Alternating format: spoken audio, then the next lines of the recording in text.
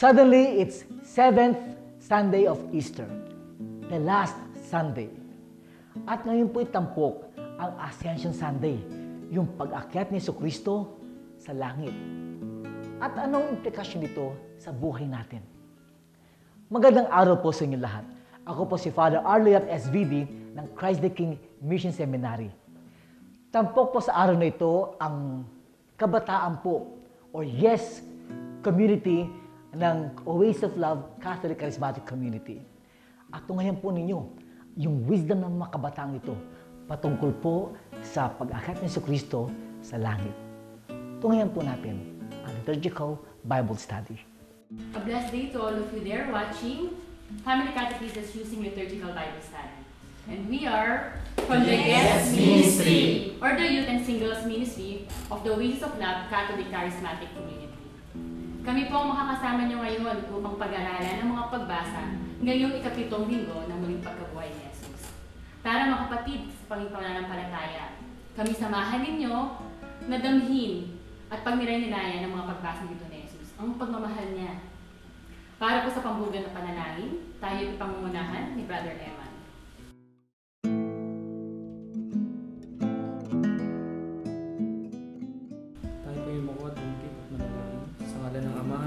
Espiritu Santo.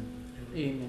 O Diyos sa mga pangyarihan sa lahat, kami po'y nagpapasalamat sa opportunity na binigay niyo sa amin upang maghayag ng iyong mga salita. Naway Lord, hiniling namin na padala niyo sa amin ng Holy Spirit na magagabay sa amin, Lord, as we know na ginagawa namin yung activity na to, Lord. At Lord, bigyan niyo sa amin ng wisdom and knowledge nang maintindihan namin kung ano may mga mensahe na gusto niyo ibigay sa amin. Naway Lord, marami kaming mahikayat na tao, Lord. Habang ginagawa namin ang activity, Lord, gabayan niyo kami sa activity ito, Lord.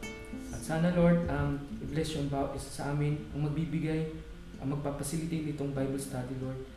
Patuloy niyo siyang biyayaan at i-bless, O Lord, and then bigyan niyo po siya ng wisdom and knowledge. Then pati na rin po kami, Lord. Ito po ang samot dalangin sa pangalan ng anak na niya, anak na si Jesus. Amen. Amen. Father, Spirit. Amen.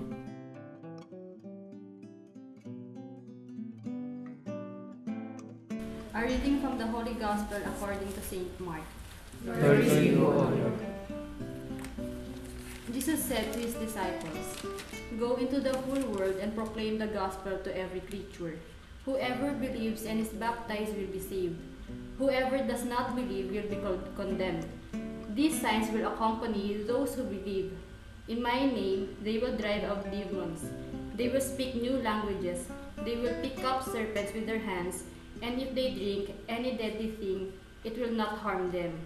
They will lay their hands on the sick, and they will recover." So then the Lord Jesus, after he spoke to them, was taken up into the heaven and took his seat at the right hand of God. But they went forth and preached everywhere, where the Lord worked with them and confirmed the word through accompanying signs. The Gospel of the Lord. Praise to you, Lord Jesus Christ. Maraming salamat, Sister Loisa. So verse 15, may sinasabi dito sa si Jesus yung kanila dito, sino sa palagay niyo yung nagre-refer dito? Apostol? Ang mga apostol. At ano yung sinabi ni Jesus sa kanila? Sinabi ni Jesus na, "Habang kayo humahayo sa buong mundo, ay ipangaral ninyo sa lahat ng tao ang magandang balita." So, ipangaral daw ang magandang balita. So, verse 16. Doon daw sa mga sumasampalataya at sa mga hindi sumasampalataya, ano yung mangyayari sa kanila dito? Ang sumasampalataya ay mabautisman ay maliligtas, ngunit ang hindi sumasampalataya ay parurusahan. So, yung mga sumasampalataya, sila'y mababautismuhan at maliligtas. Samantalang yung mga hindi naman nananampalataya, mapaparusahan. Oh. Verse 17. Ano daw yung ibibigay dito sa mga taong sumasampalataya? Bibigyan ng kapangyarihan gumawa ng himala. Ng himala. Yan. At kanino daw pangalan? Pangalan. Oo, so sa pangalan niya. Ay ano yung kaya niya magawa sa pangalan ni Jesus? Magpalayas ng mga demonyo. At ano pa po? At magsalita ng iba't ibang wika. So sa pangalan ni Jesus, kaya nilang magpalayas ng mga demonyo. Napaka-powerful Powerful talaga yung name ni Jesus. Verse 18. Ano yung mangyayari sa kanila dito sa verse 18? Hindi sila maaano kahit dumampot sila ng ahas o uminom ng lason. At gagaling ang mga may sakit na papatungan nila ng kapal. Wow. Papatungan ng kami at kasama pa nila sa Panalangin. At kasama pa rin nila doon si Jesus Christ. Verse 19. Pagkatapos niyang magsalita sa kanila, ano yung nangyari kay Jesus dito? Was taken up into the heaven and took his seat at the right hand of God. So, umakyat na siya Umakyat na siya sa langit. After niya mag-send or sabihan yung mga apostol, pagkatapos noon, umakyat na siya sa langit. So parang naghabilin muna siya sa mga Apostol, oo. Bago niya iwan, may ano muna siya tagubilin bago siya umakyat. Hindi niya iniwan yung mga apostol na basta lang. Verse 20. Ano yung ginawa dito ng mga apostol? Sumunod pa sila? Sumunod nga sila at nangaral sa iba't ibang tao. Ano pa po? At syempre, tinulungan sila ng Panginoon sa mga gawain ito. At ano yung pinatunayan nila sa verse 20 pa rin? Pinatunayan niya ang totoo ang kanilang ipinapangaral sa pamamagitan ng mga himala na ipinagkaloob niya sa kanila. So, agad-agad, sinabuhay kagad nila yung sinabi ni Jesus. So, nag-spread sila ng word of God, diba? So, ang ganda ng pagbasa natin ngayon. Parang medyo nakikita na natin yung mensahe ng Panginoon. Pero mas maintindihan pa rin natin kung babasahin natin yung first reading. So, the first reading to be read by Brother Rod.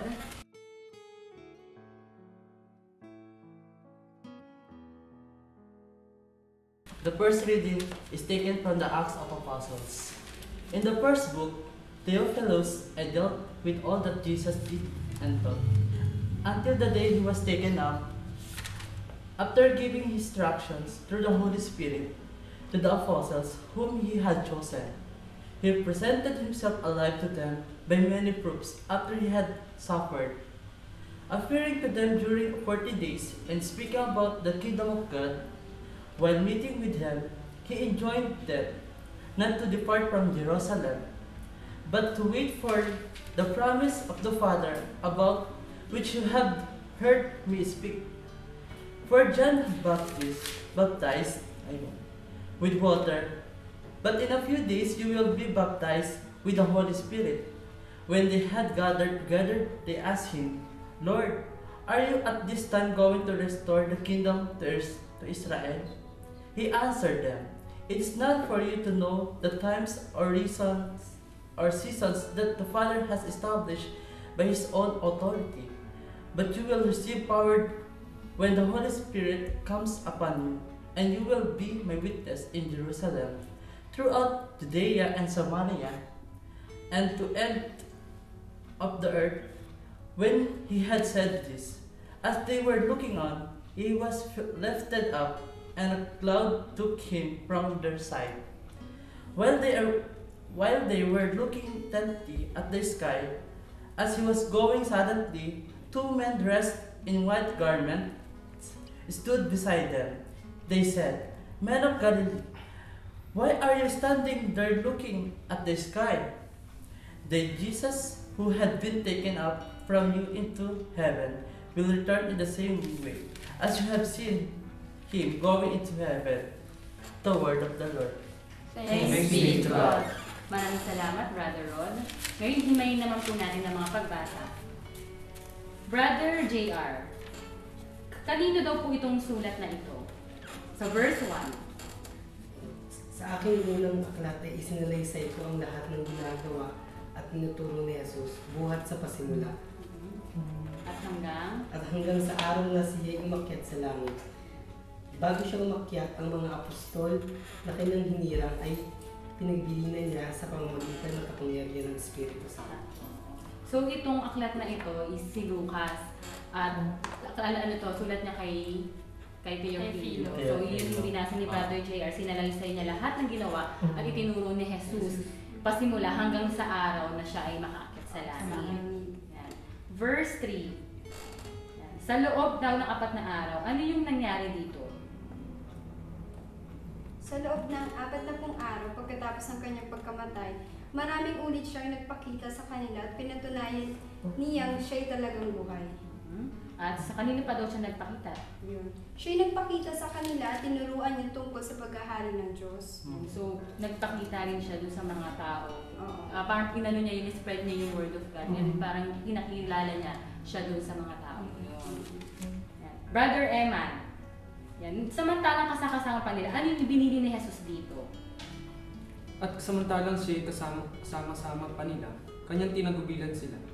Huwag muna kayong aalis sa Jerusalem. Hintayin ninyo roon ang pinangako ng Ama na sinabi ko na sa inyo. So, hindi mo na sila pinaalis. Hindi mo na sila Parang pinaalis. pinaghintay mo na sila. At doon, yung pinangako ng Ama, doon din darating. Sister Eloisa, so verse 5, ano yung ginawa dito kay Juan? Nagsasaad na saan siya binautismo? Si Juan ay nagbautismo sa tubig, ngunit di na magtatagal at babautismuhan kayo sa Espiritu Santo. So ito si John the Baptist. So siya yung pinsan ni Jesus. Ang nangyari sa kanya, nabautismuhan muna siya sa tubig, pero nung makailang araw, is nabautismuhan siya sa Holy Spirit. Sister Grace, sa verse 6, nung mauling magkatipon-tipon si Jesus at kanyang mga alagad, ano yung itinanong niya dito? Itinanong nila na, Panginoon, itatatag na po ba ninyong muli ang kaharian ng Israel? Brother Rod, ano yung isinagot ni Jesus dito sa tanong ng mga alagad? Sabi ni Jesus, ang mga panahon at pagkakataon ay tinakda ng Ama sa kanyang sariling kapangyarihan at hindi na kailangan pang malaman ninyo kung kailan iyon. Merong takdang pa. May takdang Takdang panahon. Ano daw yung matatanggap nila dito?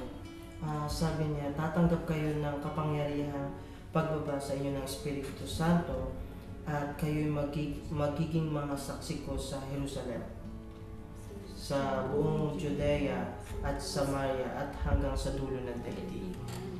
Kaya naman pala, hindi may takdang panahon. Kasi may takdang panahon din yung pag-receive nila ng Holy Spirit. Na kung saan doon nila maintindihan lahat.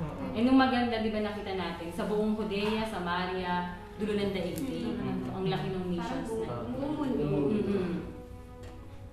Sister Grace, sa verse 9, ano yung sinabi ni Jesus? Pagkasabi nun ni Jesus, ano yung nangyari sa kanya dito sa verse 9? Pagkasabi nito ni Jesus, inaakyat sa langit habang ang mga alagad ay nakatingin sa kanya. At natakpan siya ng ulap. So, umakyat na si Jesus nung pagkasabi din niya. Brother JR, sa verse 10, ano yung naging reaction dito ng mga apostol nung umakyat si Jesus sa langit? Sila'y nakatitig sa langit habang siya'y inaakyat sa langit. Sino yung dalawang nag-appear dun sa habang nakatitig sila dun sa langit? Walang ano-ano'y dalawang lalaking nakaputi ang lumitaw sa tabi nila. Imagine, no? Nakatitig sila dun sa langit. Biglang Biglang, ano kayo reaction? Dumating. Dumating na dalawa pang nakaputi. Brother Tolit, sa verse 11, anong sinabi nung dalawang lalaking nakaputi na yun? Kayong mga taga-Galilea, bakit kayo nakatayo? Nakatayo dito at nakatingin sa langit. Itong si Jesus na umakyat sa langit ay magbabalik gaya ng nakita ninyong pag-akyat. Babalik pa lang. Kumbaga parang Hindi para tayo nagbibigay alaala sila. Kasi kung i-imagine niyo yung mga itsura nila, parang Gulat. hindi, parang Nakatitig. yung wala na, parang tapos na. Yan lang yun, ganun. Tapos biglang parang pagpapaalala sa kanila na si Jesus hindi siya talaga umalis, andyan lang siya. Kasi kung titingnan niyo dito sa mga nakalipas na verse, sabi kasi dito yung maraming ulit siyang sa verse 3. At talagang pinatunayan ng sabi dito maraming ulit siyang nagpakita sa kanila at pinatunayan niya siya talagang buhay. So, yung dito sa may last, parang umakyat si Jesus dun sa mga alagad, parang wala na, ganun. So parang binabalik lang nung nila, yung kumbaga yung parang mission, parang pagpapaalala rin na hindi kayo iniwan, andyan lang siya. Oo. At Gusto ko yung punto ni Brother to is kasi minsan sa mga tao, minsan kapag halimbawa iniwan na sila ng taong alam nila nakasama nila ng matagal, nawawala yung faith nila or yung mga lalaking nag-appear, isang reminder nga talaga na hindi naman siya nawala nandiyan naman siya kasama nyo. Babalik. So ang ganda ng pagbasa natin ngayon. Ngayon, ano kaya yung mga connection ng mga pagbasang itong binasa natin ng sa gospel saka sa first reading? Yung mensahe na mensahe na nag-strike sa inyo. Ano, sa akin nakita ko sa gospel tsaka sa first reading, parang bago umalis si Jesus Christ, lagi siyang may paalala o nag-iiwan siya ng mga gagawin nila. O wag muna kayong umalis ng Israel, mga ganun. Israel or Jerusalem. Laging nagpapaalala muna siya bago siya umalis. Para may susundan yung mga alagad niya. Yun yung nakita ko. Tsaka sa akin naman, yung pinadala niya, yung kahit yung nawala na siya, talagang andyan yung Holy Spirit para gabayan tayo. Ayan siya. Although na, even though na wala na siya, talagang pinoprotektahan tayo ng Holy Spirit. Yung Holy Spirit, siya yung naggagabay sa atin. Kahit alam natin, nandun na siya sa kanan ng Ama, muklok na siya doon, hindi niya pa rin tayo pinababayan. Ganun yung pagmamahal na ibinibigay sa atin ng Jesucristo at yung Panginoon. Kaya nga, di ba, tingnan niyo yung binasa nating gospel sa first reading, medyo pareho sila eh. Yung sequence, nandun pa rin. Kasi talagang gustong ipakita sa atin na si Jesus ay babalik at hindi niya naman tayo iwan lang ng hindi natin kaya yung mga responsibilidad na yun. So, ngayon, babasahin naman natin ang second reading.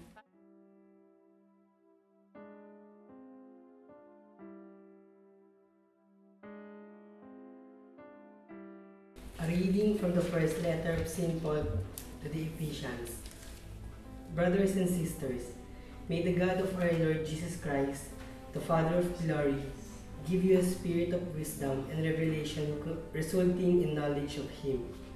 May the eyes of your hearts be enlightened, that you will know that what is the hope that belongs to His call, what are the riches of glory in His inheritance among the holy ones, and what is the surpassing greatness of His power for us who believe, and in accord with the exercise of His great might. He exercised His power in Christ by raising Him from the dead and seating Him at His right hand in the heavens, far above every principality, authority, power, and dominion, and every name that is named not only in this age, but also in the one to come. God put all things beneath Christ's feet and gave Him as head over all things to the church, which is His body, the fullness of the one who fills all things in every way. The word of the Lord. Thanks be to God. Maraming salamat, Brother JR. Sa verse 17, ano yung hinihiling dito ng Diyos sa ating Panginoon? Hinihiling dito ni Pablo sa ating Panginoong Jesucristo na ipagkaloob sa mga tao, dun sa mga taga-Epeso na ipagkalooban sila ng Espiritu Santo na nagbibigay ng karunungan at nagpapahayag tungkol sa Diyos upang lubos nila siyang makilala. Oo, teka nga muna, yung panalangin na to is si St. Paul para dun sa mga Ephesians, sa mga taga-Epeso. So ayun yung sinabi sa verse 17, pinalangin niya na magkaroon ng ipagkaloob yung Holy Spirit para nga magkaroon tayo ng karunungan na maintindihan yung tungkol sa Diyos, yung mga sinasabi ng Panginoong Diyos. Brother Rod, sa verse 18, may sinabi pa dito may pinapanalangin pa dito si San Pablo na ano doon yung dapat naliwanagan sa kanila? Naway liwanagan ng Diyos ang inyong isip upang malaman ninyo kung anong inyong inaasahan sa Kanyang pagkatawag sa inyo, kung gaano kasagana ang pagpapalang inilaan niya para sa Kanyang mga banal. Yan. So, liwanagan daw yung mga isip. Yan, para malaman kung ano yung inaasahan na pagkatawag sa inyo. Kasi minsan, pag tinatawag tayo, hindi natin alam kung ano ba yung purpose ng bakit tayo tinawag. So, yun yung isa sa prayer ni St. Paul. St. Paul. Para sa Sister Grace, sa verse 19, ano ba yung hindi masukat na kapangyarihan dito na tinutukay ni St. Paul? Di masukat na kapangyarihang kaloob niya sa atin ng mga nananalig sa Kanya. Ang muling bumuhay kay Kristo ay nagupo sa Kanya sa kanang Diyos sa kalagitnaan. Kalagitnaan. So, hindi masukat ang kapangyarihang kaloob niya sa atin. So, hindi natin kayang ma-measure. Oo. At ang kapangyarihan din yun yung muling bumuhay kay Kristo. Brother Emma, sa verse 21, kanino daw tayo nasa ilalim ng kaninong kapangyarihan? Tayo na sa ilalim ng kapangyarihan ni Kristo. At ano yung mga bagay na kayang pagharihan dito ni Kristo? Ang lahat ng paghahari, kapamahalaan, kapangyarihan at pamunuan. At ano yung higit na dakila? Higit ang kanyang pangalan kaysa lahat ng pangalan, hindi lamang sa panahong ito, kundi pati na rin sa mga darating. Grabe, no? Hindi lang sa panahon nila, hanggang sa mga darating. Hanggang sa panahon na. Brother Tolly, sa verse 22, yan.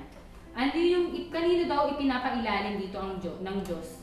Yung lahat ng responsibilidad dito. Sabi dito, ipinailalim ng Diyos sa paa ni Kristo ang lahat ng bagay at ginawa siyang ulo ng lahat ng bagay para sa iglesia. Siya ang paa tsaka ang ulo. So it's Jesus Christ talaga. Sa Kanya binigay ng Diyos Ama. Sister Eloisa, sa verse 23, ano daw ang iglesia dito? Sino daw siya? Ang iglesia ang katawan at kapuspusan ni Kristo, na siya naman pumupuno sa lahat ng bagay.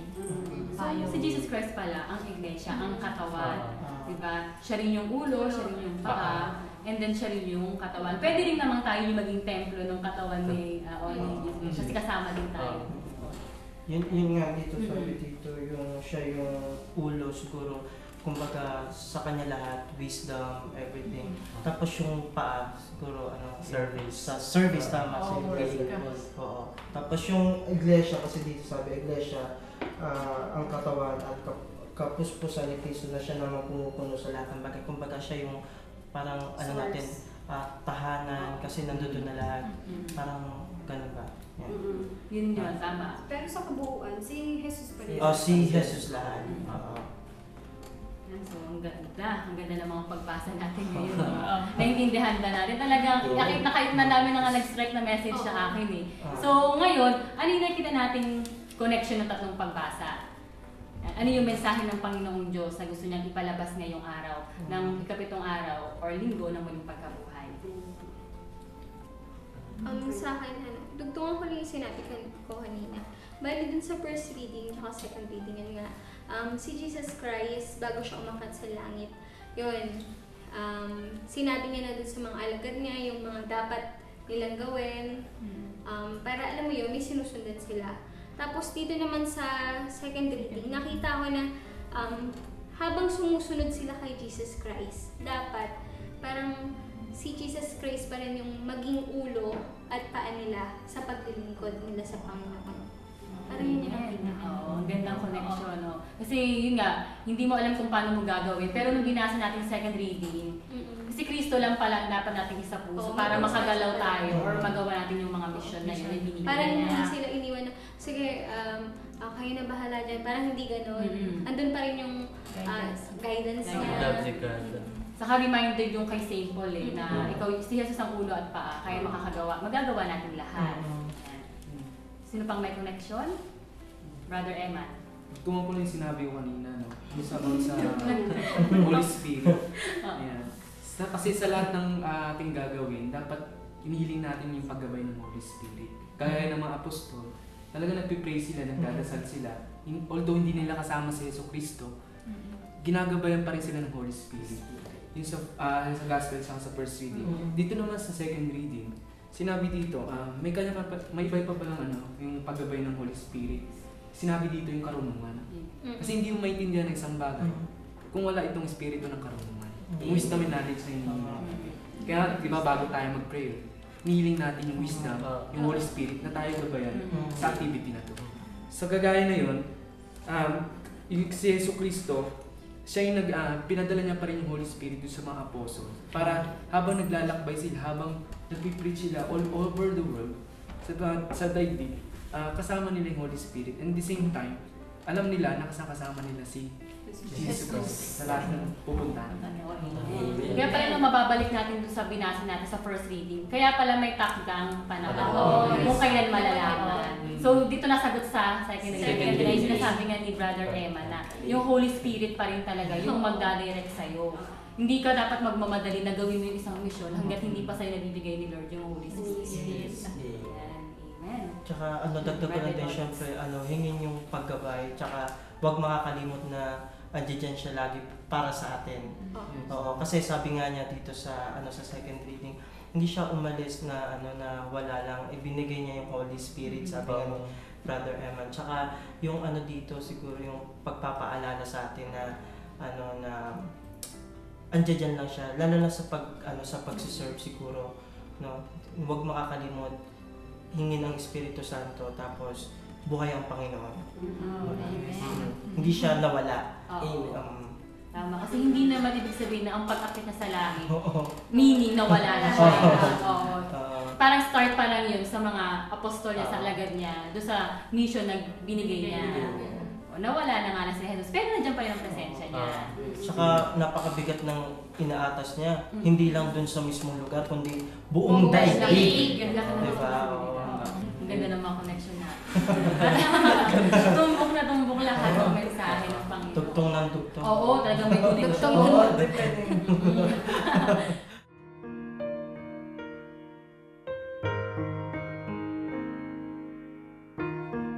Yun, may naisip akong hibla. Sa pangako ng Diyos, ikaw ay magtiwala. Nang sa kanyang paanan, di ka mawala. Matumbukan niya lahat. Pero sino pa yung merong hibla? Kasi parang yun na lahat. Parang nandun na lahat. Parang Pasok, tiwala, lahat. Pangako, Tsaka promises pangako. niya. Yun yung pangakawakan ko, yung pangako. Yung pangako. Para di ka mawala. Parang hindi ka mawala. Guidance mo yun. Guidance mo yun. At saka, dahil nga sa pag-akyat niya, yun yung pinangako niya, umakyat siya sa langit. Bago siya umakyat, yung pangako nga yun, ang panghahawakan ng mga apostol ngayon. Oo. So, maraming salamat, Sister Grace, sa hibla na yun. Ngayon, anong pala yung responsorial psalm natin, Sister Melody ngayon? Ang responsorial psalm natin para sa darating na linggo ay, The Lord has set His throne in heaven. So, may na talaga dun, may pwesto na si Jesus sa kanang kamay ng Panginoon sa masalangit. So, naset na yung throne niya. And then, before na maset yung throne niya, talagang hindi siya aalis ng iiwanan niya kaagad yung mga apostol. Kahit kasi siya may pwesto na talaga si Jesus doon. Pero before that, na ginawa niya, hindi niya tayo iniwan. So, yun yung sinasabi ni tumumbok din sa responsorial psalm natin, yung hibla. Ngayon, ano naman yung application question natin? Kung ano yung tanong na babaunin natin na pag nilay-nilaya natin ngayong linggong ito. Ako, may naisip akong application question. Since parang napag-uusapan dito yung pagde-delegate or pag-iwan sa atin o pagpapasa ni Jesus ng mission mula sa apostol hanggang sa atin na rin na yung mission ni Jesus dati, ipalaganap din natin sa kanya. So parang as a youth sa atin ngayon, sa estado ng ating buhay ngayon, sa papaanong paraan natin nararamdaman yung paggabay ng Panginoon sa mission na tinatahak natin. Bawat isa sa atin ngayon. Ano yung parang guidance natin as to continue the mission? Especially yung mga youth ngayon may iba-ibang landas. Sa pagsiserve kasi, minsan parang nakakalimot. Tapos nawawalan din ng pag-asa, lalo na one time pag nakaranas ka rin ng rejection, parang nakakawalang gana na. Kaya na-strike ako dun sa dalawang nakaputi, nung paalala niya dun sa mga tao, na hindi nawala, andiyan lang ang Panginoon. So siguro, simula sa sa araw na to, yun ang lagi kong isusulat sa ko, para in case na mawalan ako ng pag-asa, especially sa pagsiserve, kasi yun talaga ang iniwan sa ating mission ng Panginoon. Tsaka sabi nga rin, di ba, marami talagang balakid. Di ba? Tapos sabi nga dun sa gospel na magtiwala ka. Pag nagtiwala ka, ibibigay siya, hindi ka kahit mawa ka pa ng ahas or uminom ka ng hanggat may pananampalataya ka, hanggat may tiwala ka sa Panginoon, sa kanyang mga pangako, hindi ka So yun yung sinare ni Brother. Kasi sa buhay niya ngayon, sa pagsaserve, talaga nararamdaman niya yung paggabay ng Panginoon, yung presensya niya. Yan. Sino pa po? Si Brother JR. Ako para sa akin, Yung, ayun nga, pares kami ni Brother Tonis na nag-strike yung dalawang nakaputi na biglang lumitaw sa harapan ng mga apostol. Ako para sa akin, sumisimbolo yun na yung community. Sila yung nagre-remind sa akin, parang sila yung nagpapaalala palagi sa akin na may Diyos. Kapag nawawala ako sa focus, sa pag-serve, sila yung nag-ano sa akin na papaalala na may Diyos, ganyan, na huwag akong mawala ng pag-asa, ganyan. Ayun, parang doon ko na-realize na may Diyos sa pamamagitan ng Oasis of Love Community. Yung mga tao na nasa paligid ko. Ayun. So nawa po sa inyo, sa mga nanonood dyan, magsilbi din po itong application questionnaire na pag nilayan niyo din po. Na makatulong din po na isipin niyo din po kung ano yung binigay ng Panginoon sa inyo bilang paalala, pangako niya sa inyo. Yan. Para po sa closing prayer na i-lead po ni Brother Tonis.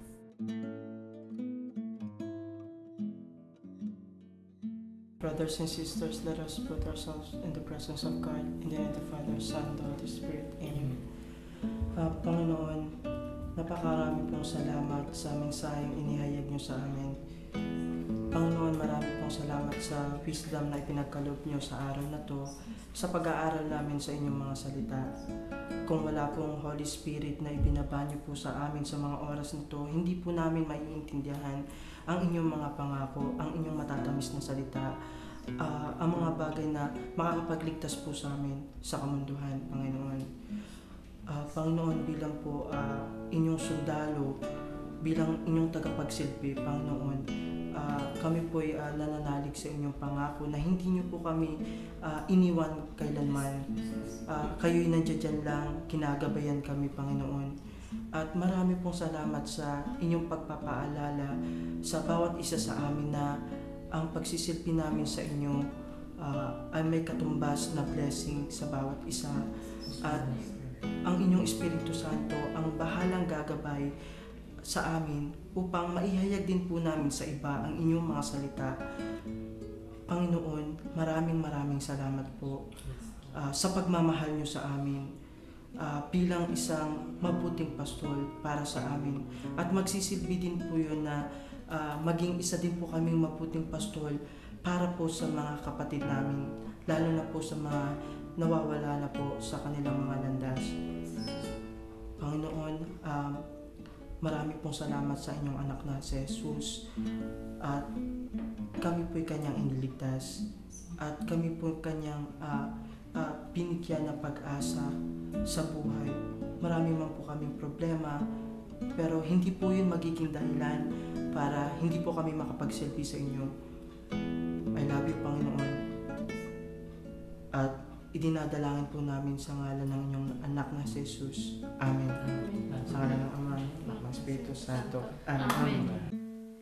Farewell to you, my friend. We'll see each other again. As if yun yung gustong awitin ni Jesus ng kanyang pag-akyat sa langit, na mamaalam si Jesus sa atin lahat. Pero hindi tayo iiwanan na ganun lamang. Pinangako niya ang Espiritu Santong mananahan sa ating inang simbahan. Totoong hindi tayo iniwanan ni Jesus. He didn't leave us orphan. Tayo'y hindi pinabayaan. Kaya nga, even next Sunday, tunghayan po ninyo ang Espiritu Santo, the descent of the Holy Spirit sa kanyang inang simbahan. Magandang araw po sa inyo lahat. At bago tayo magwakas, isang pagbabasbas, sumayin niyong Panginoon. Pagpalanawakan makapangyarihan Diyos, Ama, Anak, at ang Espiritu Santo. Amen. Hindi po kakalimutan na po, www.liturgicalbiblestudy.com. Hanggang sa muli po, ako po si Father Arlo Yap SVD ng Christ the King Mission Seminary. Magandang araw po sa inyo lahat.